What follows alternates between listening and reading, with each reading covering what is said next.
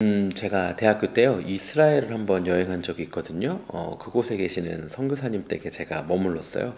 한 번은 선교사님하고 저하고 이렇게 식사를 하고 커피를 마시고 앉아 있는데, 그때 딸아이가, 선교사님 딸아이가 초등학생이었는데 막 뭘 열심히 하는 거예요. 한참 있다가 막 꼬물꼬물 하더니 파프리카를 아빠를 가지고 와서 주는 거예요. 먹으라고. 선교사님이 먹었죠? 근데 좀 있다가 파프리카를 또 가져오는 거예요. 또 먹으라고. 접시에 막 한 6가닥 정도를 이렇게 담아갖고 가져오더라고요. 보니까 이 아이가 학교에서 파프리카를 안전 칼로 자르는 걸 배워온 거예요. 그러니까 계속 잘라가지고 조물조물조물 막 물렁 물컹물컹해진 그 파프리카를 가져와서 아빠를 먹으라고 주는 거예요. 선교사님이 계속 드시더라고요. 배고파서 드시는 걸까요? 아, 너무 배고팠는데 파프리카 좀 더 갖다 주라. 아니면 너무 목말랐는데 파프리카로 좀 수분이라도 보충해보자. 그래서 드신 거였을까요? 아니면 선교사님 소울푸드가 파프리카였던 걸까요? 아니죠. 아이가 아빠를 생각해서 이렇게 가져온 그 파프리카를 계속 먹는 거죠. 아마 제가 장난치면서 파프리카 또 있습니다 하면 아마 바로 안 드셨을 거예요. 오늘 묵상할 본문이 열왕기상 8장 12절부터 21절까지 말씀인데요.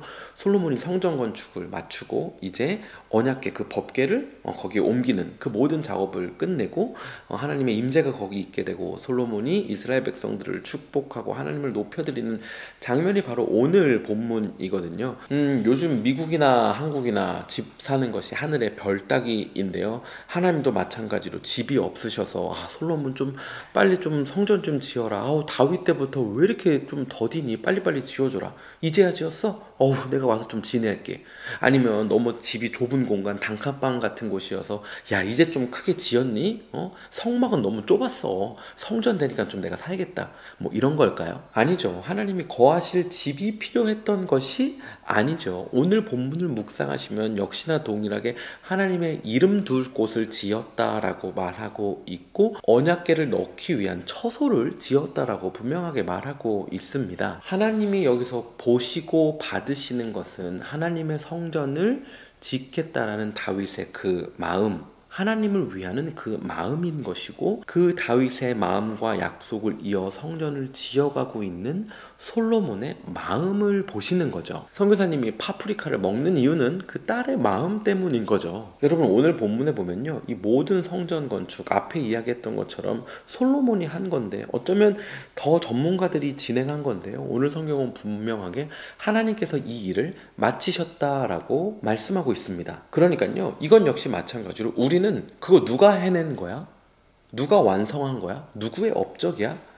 이 성취가 너무나도 중요하지만, 그래서 마치 내가 이루어야 할 것 다른 사람이 이루면 막 배 아프고 시샘하는 게 우리이지만, 하나님은 어떤 마음을 가지고 있느냐가 중요한 것이고, 하나님의 때에 하나님의 방법으로 하나님이 원하시는 사람을 통하여 그것을 이루어내신다라는 것입니다. 사랑하는 예쁜 매일 말씀 함께하는 여러분, 오늘 두 가지를 도전하면서 묵상을 마무리하고 싶은데요. 첫 번째는요, 하나님은 우리의 마음을 아신다라는 것입니다. 사람은 모르지만 우리가 어떤 마음으로 예배하고 있는지, 어떤 마음으로 헌금하고 있는지, 어떤 마음으로 우리의 시간을 들여 섬기고 헌신하고 있는지 다 아셔요.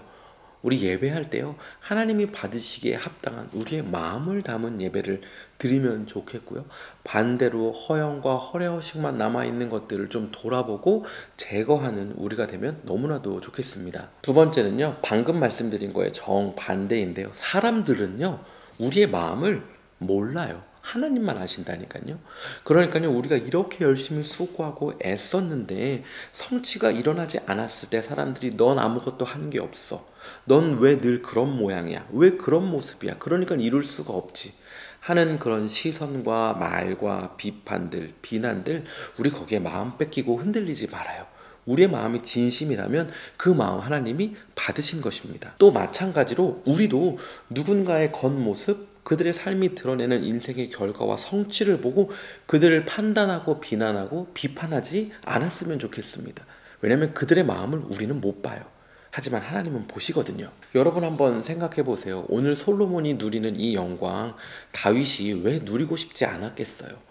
다윗이 얼마나 어려운 인생을 살았고, 그럼에도 불구하고 하나님과 함께 동행하였고, 또 하나님께서 내 마음에 합한 자라는 칭호를 붙여주시고, 많은 사람들이 우러러보는 그 영광의 시기를 지나며, 아, 내가 성전까지 짓는다면 얼마나 멋질까? 이 멋진 프로젝트, 나의 인생의 프로젝트를 이렇게 완벽하게 완성할 수 있지 않을까 하는 마음이 있었겠죠. 그리고 성전을 짓고자 하는 마음 역시 하나님을 향한 진심이었으니까요. 그런데 하나님이 아니라는 거예요.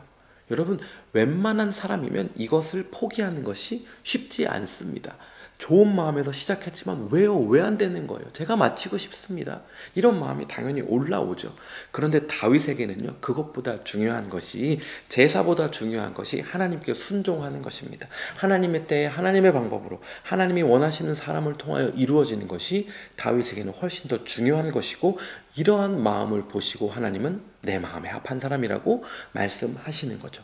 저와 여러분, 우리도 하나님 마음에 합한 그리스도인으로 살면 좋겠어요. 그래서 그따위 수식어 같은 거, 그따위 명예 같은 거 다 내어버리고 하나님께 순종할 수 있는 이 순전한 마음을 가지고 살아가는 우리 되면 너무나도 좋겠습니다. 오늘 그렇게 우리의 마음을 좀 점검하고 돌아보며 사는 우리 되기를 위하여 기도하며 오늘도 샬롬입니다.